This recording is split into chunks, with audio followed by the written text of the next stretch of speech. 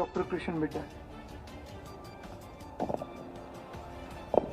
सब तो पहले तो मैं जिक्र करांगा कि हिंद दी चादर गुरु तेग बहादुर जी के शहीदी दिवस के 350वें शहीदी दिवस में जड़ा मनाया गया, क्योंकि अगर जिक्र करिए राजनीति का जिक्र अक्सर आ रहा है। साडे पूर्व मुख्यमंत्री माननीय मनोहर लाल जी ने इसकी शुरुआत की कि हर संत महात्मा गुरुआं दी उन्हां दी कुर्बानी का दिवस याद किया जाए या उन्हां दा जन्म महोत्सव मनाया जाए।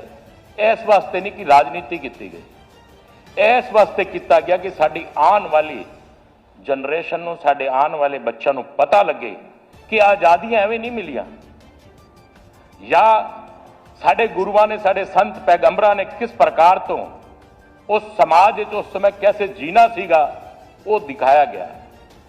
वो काल भी था कि किस प्रकार तो उस काल दे विच करतूतियां फैली हुई सी। अलग अलग संत महात्मा जी ने, चाहे वो संत कबीरदास रहे, वाल्मीकि जी रहे, चाहे वो धन्ना जट जी रहे, भगत धन्ना जट रहे, उन्होंने अपने समय के अनुसार वो सारी चीज़ां उस समय के लोगों को दसन का काम किया गया ताकि ये करतूतियां जी फैली हुई हैं यह सब दूर हो जाए।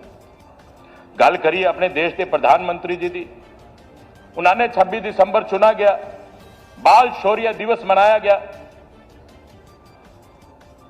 अगर इतिहास नूं चुकीए असी, उस इतिहास दे विच 4 साल तो लैके 15 साल दे बच्चे ने कुर्बानियां दित्तियां, जिनकी संख्या लगभग 108 है। 108 बच्चा ने अपने इस देश दे विच अलग अलग स्थानों से पूरे देश के हिस्से तो कुर्बानियां देने का काम किया, जिन्होंने साबित किया कि कुर्बानी देश वास्ते कोई वड्डा व्यक्ति नहीं दे रहा, कोई उम्र दराज व्यक्ति नहीं दे रहा, कोई 25-30 साल का व्यक्ति नहीं दे रहा। 4 साल के बच्चे दे अजय सिंह दे उनके पिता के मुंह च कलेजा कट के मुंह च पिता के मुंह च पाने का काम किया गया। दीवारें 2 साहिबजादे चिन्ह दिते गए, कहना आसान है, मैं अपना ही जिक्र कर रहा। मैं एक दिन प्रभात फेरी से गया, सुबह 4:30 बजे उठा, नहान लगा तो मेरी माँ कहने लगी कि पुत्र गर्म पानी नहा के चला जा।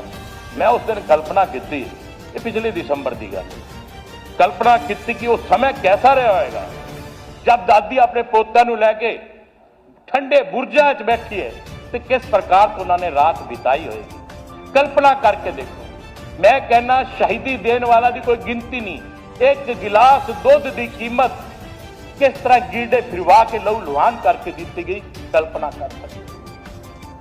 अगर गल करिए असी खुशहाल दैया जी दी, क्योंकि गुरु तेग बहादुर जी का जिक्र चल रहा है, किस प्रकार अपने सिर की कुर्बानी देने का कुर्बानियां का जिक्र करिए और धार्मिक जिक्र करिए तो इतिहास हिंदुस्तान का भरा पे, इस तो ज्यादा कुर्बानियां किसी देश ने देने का काम नहीं किया। और उत्थे ही मैं धन्यवाद करना चाहूंगा अपने देश के प्रधानमंत्री जी का, जिन्होंने इस विषय को चुका तो सबनों दसन का काम किया गया कि कुर्बानी कोई भी दे सकता। कोई जरूरी नहीं कि देश के बॉर्डर पर बैठा व्यक्ति ही अपनी कुर्बानी देगा, कोई तन नाल, कोई मन नाल, तो कोई धन नाल देश की सेवा कर सकता है। नफरतें भरी पड़ी हैं, नफरतें भरी पड़ी हैं, न पालो इसे, दिल में खलिश है निकालो इसे। हम लोगों ने बिना बात के खलिश, हम धर्म की बात कर रहे हैं, हम उन संत महात्माओं की बात करें, चाहे मुगलों का राज रहा, चाहे अंग्रेजों का राज रहा, जिन्होंने भी कुर्बानियां दी, उनके ऊपर कभी किसी को राजनीति करने का कोई अधिकार नहीं। हम यहां पर राजनीति का शब्द लेकर आए हैं, यह भी गलत है।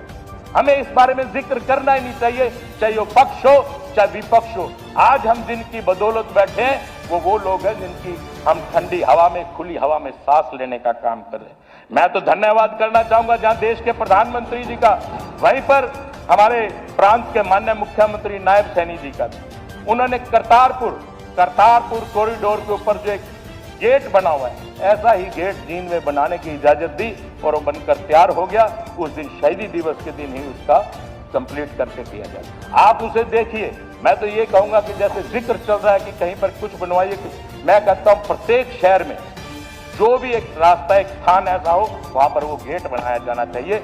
आप जींद के उस गेट को देख सकते हैं और मुझे लगता है हिंदुस्तान में वो पहला गेट है। तो मैं धन्यवाद करना चाहूंगा कि आपने मुझे बोलने का अवसर दिया और मैं सभी से निवेदन करूंगा कि ऐसे विषयों पे कोई राजनीति नहीं होनी चाहिए।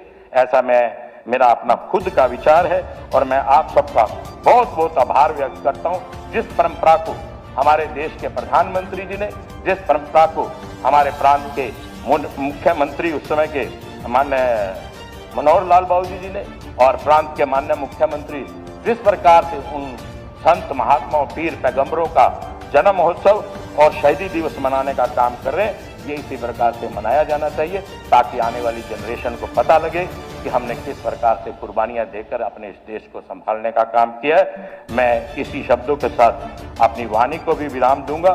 बहुत बहुत धन्यवाद।